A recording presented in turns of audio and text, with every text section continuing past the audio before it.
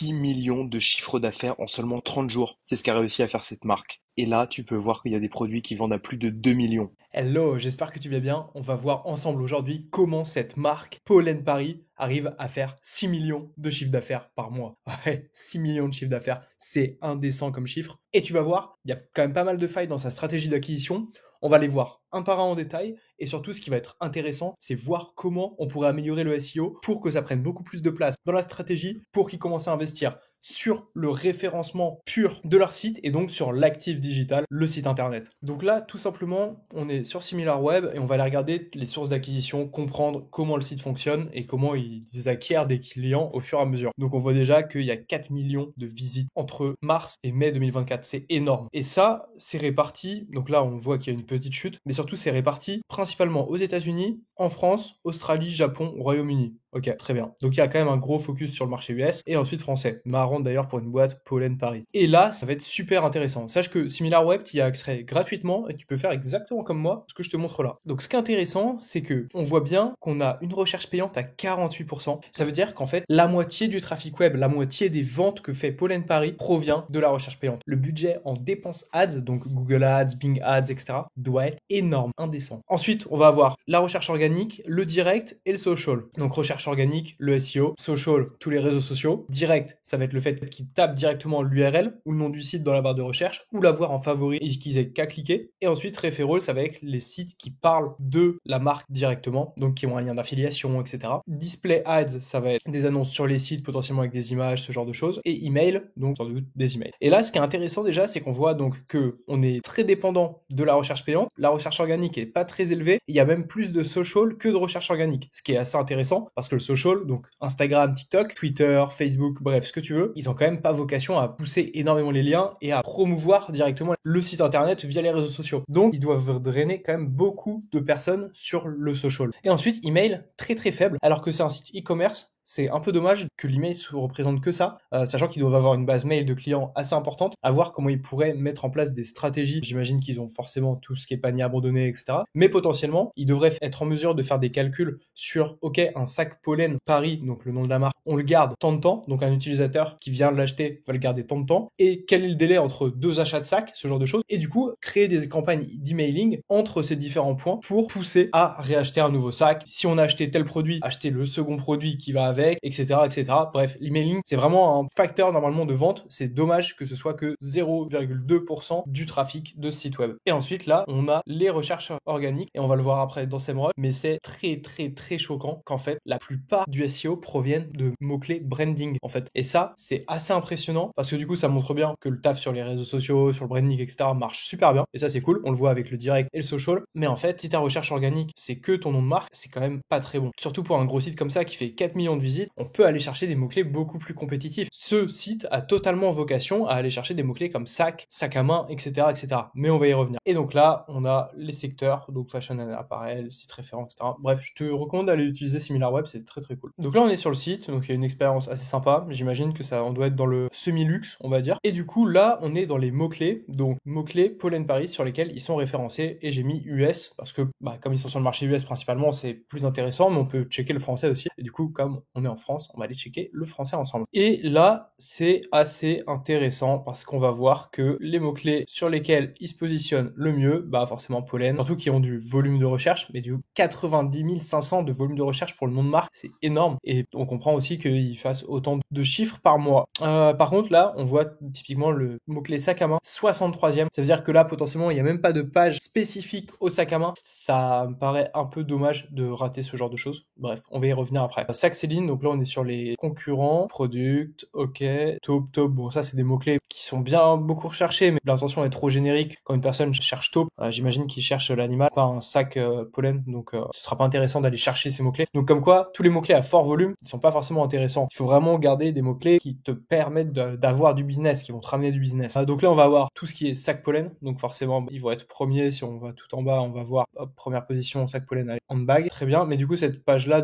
devrait permettre de se positionner positionner sur sac à main aussi, vu que c'est ce que ça veut dire en anglais, sauf que apparemment on n'y est pas. Si on tape sac à main, il n'y a vraiment pas de page focus sur ce mot-clé, c'est vraiment dommage. Sac à main court, homepage, tout est homepage, c'est un enfer. Tous ces mots-clés là, on pourrait aller les chercher, sac à main marque, etc. On pourrait aller les chercher fortement avec des contenus, même qui éloignent. En plus, c'est pas une marque de luxe qui veut vraiment rester dans son univers, etc. Là, potentiellement, si ça drive du business, il pourrait dire oui, ok, on va tester ces stratégies-là. Et il y a pas mal de choses. Petit aparté dans cette vidéo, si t'aimes bien le contenu de cette vidéo, le contenu de ma chaîne et tous les tips SEO, marketing, acquisition que je te donne, pense à t'abonner, à mettre la petite cloche. C'est ce qui me donne de la force et c'est ce qui permet de remercier mon travail. Allez, on est reparti dans la vidéo. C'est comme un noir femme. Ça, c'est un mot-clé qu'il faut qu'on arrive à taper, forcément. 1900 recherches, si on arrive à en vendre, en plus, c'est pas les plus chers du marché, ça peut se vendre. Il y a forcément quelque chose à aller faire dessus. Marque, sac à main femme, sac à main marron. Bah ouais, mais là, on doit avoir une page sac à main marron, potentiellement. Parce que, encore une fois, une page égale une intention de recherche égale un mot-clé. Et ça, c'est super important. Tu l'as tout le temps en tête. Et ensuite, Galerie Lafayette, sac à main, etc. Bref, il y a plein de, franchement, là, on a énormément de mots-clés. Et en fait, ce qui est d'autant plus marrant, c'est qu'on voit que la homepage se positionne sur énormément de mots-clés parce que le site est très très puissant, parce que le site a beaucoup d'autorité web, parce que le site est très présent dans l'écosystème web. Mais ils n'ont pas assez de pages et assez de pages spécifiques sur un mot-clé pour en fait permettre de se positionner dessus, de récupérer du trafic, de récupérer des clients et de vendre. Et ça, c'est super dommage. Il y a plein de choses à faire. Et en fait, si on va naviguer sur le site, alors on va avoir nouveauté, sac, ok. Du coup, là, directement, on est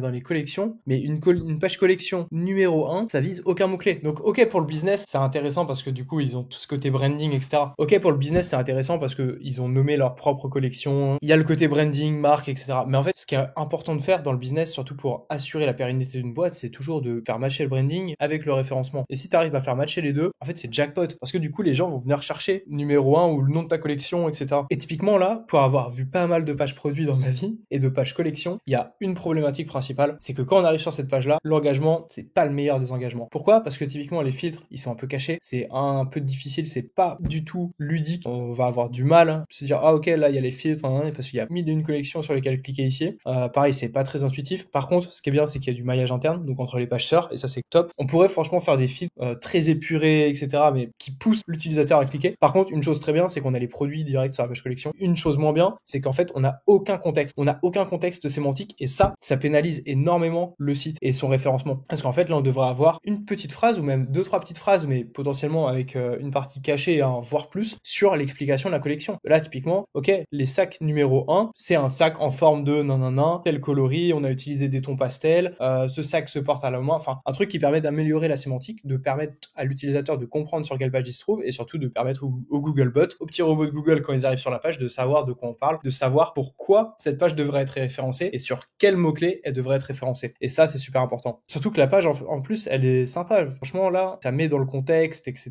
Pour du taux de conversion, c'est sûr que ça marche bien. Mais par contre, pour du référencement, c'est vraiment pas incroyable. Et en plus, là, on a du sac, on a pas mal de choses. Donc, il faudrait mettre en avant la collection, expliquer la collection potentiellement, avec du texte un peu plus, et donc la partie engagement utilisateur. Ensuite, là, je suis sur l'analyse du domaine au global. Donc, on le voit bien quand même, ils font pas mal de trafic. Bon, c'est du trafic estimé SEMrush, mais ça reste vraiment sympathique. Ils ont beaucoup de backlinks, donc ça, il semble pas y avoir de problématique. Après, 9500 domaines références, ça reste un sacré domaine. Pareil, s'ils veulent décupler un peu leur CA, ce qu'ils pourraient faire, c'est vendre du lien. Faire un petit blog assez sympa qui parle de lifestyle, etc. et sur lequel ils vendent du lien. Je suis pas sûr qu'ils veuillent faire du CA en plus, mais en tout cas, ça fait partie des moyens de monétiser le site, de vendre un article 1000 € pour un gros lien sur leur site, sur leur blog, toujours être intéressant. Ça permet de financer aussi de la recherche payante potentiellement, ou de l'investissement sur du SEO. Bref, des choses à faire. En tout cas, c'est pas mal. Le menu est assez épuré. Bon, je trouve pas incroyable. Ils auraient pu faire quelque chose de plus sympa, mais en tout cas, c'est un minimaliste épuré. C'est ce qu'il faut. Par contre, il y a des liens vers toutes les pages, ce qui fait qu'on met pas du tout en avant via un maillage interne intelligent les catégories, puis les sous-catégories quand on est sur la catégorie. Vous voyez de quoi je parle. Sac, porte-main. Donc là, on arrive là. On a les liens vers les pages sœurs, mais on n'a pas de sous-page catégorie, typiquement par collection, typiquement par forme, etc. Bref, il faudrait réussir à être en mesure de se dire, ok, bah là, on a une sous-catégorie, sac à main X marron, sac à main X de telle collection. En fait, réussir à faire des sous-pages et du coup creuser, affiner au fur et à mesure. Comme on a les filtres, mais en fait le faire à la fois avec les filtres et à la fois avec une page collection qui regroupe tous les sacs à main, une sous-page pour tel type de sac à main, une sous-page pour tel type de sac à main, et surtout que j'imagine, je suis pas expert dans cette partie-là, mais j'imagine que ça a des noms. Les différents types de sacs à main doivent avoir des noms, donc ça permet d'aller se référencer sur les mots-clés de ces noms-là justement. Typiquement, on va avoir les pochettes, les cabas. Pareil, les cabas, on va avoir des formes de cabas peut-être, on va avoir des couleurs de sacs cabas. Tout ça, c'est c'est des mots-clés spécifiques, l'utilisation d'un cabas, tous les guides, comment choisir son sac cabas. Bref, il y a pas mal de choses. Et du coup, sur les pages produits et sur les pages catégories, comme il y a plein de sacs de types différents, etc., c'est toujours intéressant d'aller donner des guides. Comment acheter mon sac cabas. Ça renvoie vers potentiellement une page blog, mais cette page blog, elle met aussi en avant plusieurs produits. Donc ça permet de revenir. Et en fait, ça fait un cercle vertueux, navigation de l'utilisateur dans le site. Et ça, pour l'engagement utilisateur, donc pour Google, c'est jackpot. Parce que s'il se dit, OK, il navigue, il revient, et au final, il va jusqu'à l'achat, en fait, le site, il répond parfaitement à l'intention utilisateur, à l'intention de recherche initiale qui a permis à l'utilisateur d'arriver sur le site. Et donc, ça montre à Google qu'il a trouvé la réponse à sa question, qu'il a trouvé le produit qu'il cherchait. Donc, c'est tout bénef et le référencement du site va s'améliorer pour ce mot-clé. Et ça, c'est vraiment la façon dont il faut réfléchir son contenu, la navigation sur le site et comment un utilisateur va interagir avec ses contenus. La page produit, en soi, elle est sympa visuellement. Ça pousse à regarder. Okay, ça, c'est un peu bizarre que ça nous le mette à la place du produit. C'est un peu étrange, mais pourquoi pas. J'aurais imaginé que ça allait le mettre là, en fait, mais ok, pourquoi pas. Et du coup, le site est un peu buggé. Non, en fait, c'est des liens vers les variantes, donc c'est logique. Ok, avec des images différentes, ok. Là, honnêtement, ce qui me manque sur cette page-là, c'est de la vidéo. Ils ont fait des super shootings, mais on n'a pas de la vidéo qui montre le produit dans son mouvement, etc. Ça, franchement, pour moi, honnêtement, ça manque et ils auraient pu donner plus de vivant. Surtout que la page est très vivante parce qu'elle oblige à scroller, il y a des défilements d'images, etc. Avec de la vidéo, franchement, ça peut, mieux convertir et améliorer encore plus l'expérience. Et une vidéo, ça oblige l'utilisateur à regarder la vidéo le long. Surtout si vous arrivez à faire une vidéo qui capte l'attention, bah c'est jackpot. Encore une fois, et s'il reste longtemps sur la page produit, c'est qu'il trouve son bonheur, c'est qu'il clique à droite, à gauche, c'est qu'il clique sur la vidéo et la regarde. Et franchement, encore une fois, c'est tout bénef. Et pourvu que vous hébergiez les vidéos potentiellement sur du YouTube, il y a peut-être un truc à faire sur du produit comme ça. À voir. Toutes les vidéos produits sur YouTube, il y a peut-être quelque chose à... Je sais pas, c'est une idée comme ça. En tout cas, les pages produits peuvent être un petit peu améliorées. Et pareil, il n'y a aucune sémantique, il n'y a rien. Si Mimi édition noir grainé, ok. Mais du coup, il faut qu'on parle du sac un petit peu. C'est un sac,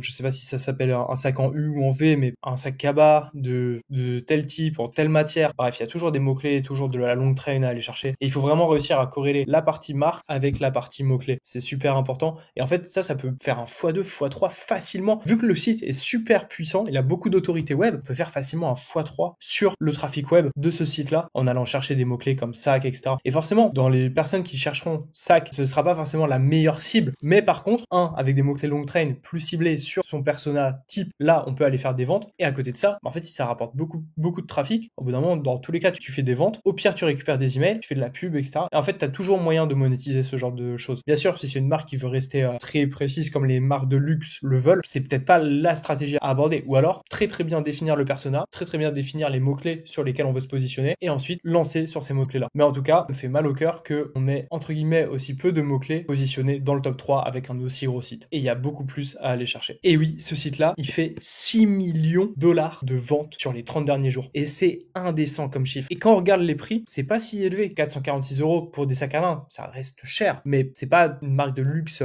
énorme. Et personnellement, je connaissais pas. Après, la cible est beaucoup plus US et un peu France. Mais en tout cas, sur certains sacs, 23 000 de revenus, 70 000, 20 000. Et en fait, on voit les meilleures ventes aussi. Donc, si tu vois un sac, bah, tu peux voir ce que les gens achètent ou ce que les gens n'achètent pas. C'est marrant. Et là, typiquement, bah, avec ce sac, ils ont fait 2 millions sur les 30 derniers jours. 878 000 avec ce sac. 525 000. C'est indécent. C'est énorme comme chiffre. J'adore. Bon, en tout cas, j'espère que tu as aimé la vidéo. L'objectif, c'était de faire une petite review du site, de comment ils pouvaient améliorer leur référencement, de comment leur acquisition était tournée aujourd'hui, réfléchir un petit peu à la stratégie et donner des insights à droite, à gauche. Il y a eu pas mal de petits tips, pas mal de petits hacks. Si t'aimes bien ce format, n'hésite pas à me le mettre en commentaire et me donner des idées de sites sur lesquels on pourrait faire le même format et surtout sur lesquels on pourrait te donner aussi les chiffres, les montants qu'ils font, si ça t'intéresse. Pareil, on n'a pas vu toute la partie backlinks, etc. Mais dans un premier temps, il faut vraiment qu'ils se focus sur le contenu. C'est pour ça que je suis pas allé plus loin dans les explications de ces sujets-là. En tout cas, ce qu'il faut retenir, c'est vraiment le fait de dépendre énormément de la publicité payante. C'est pas une bonne chose parce que si demain t'es amené à couper tes dépenses publicitaires, bah en fait tes ventes elles vont être impactées énormément. Tout comme c'est pas bien de seulement dépendre du SEO et de Google parce que si demain tu te prends une core update qui casse ton business, tu fais perdre toutes tes positions sur les mots-clés, bah en fait forcément tu vas arrêter de vendre beaucoup aussi. Donc il faut réussir à faire ce mix et à diversifier les canaux d'acquisition. Le mieux c'est d'avoir des canaux d'acquisition 30-30-30 ou 20-20-20-20. Voilà, c'est ça la meilleure stratégie pour assurer la pérennité d'un business. J'espère que tu as aimé la vidéo encore une fois. Nous on se retrouve la semaine prochaine. Allez, ciao.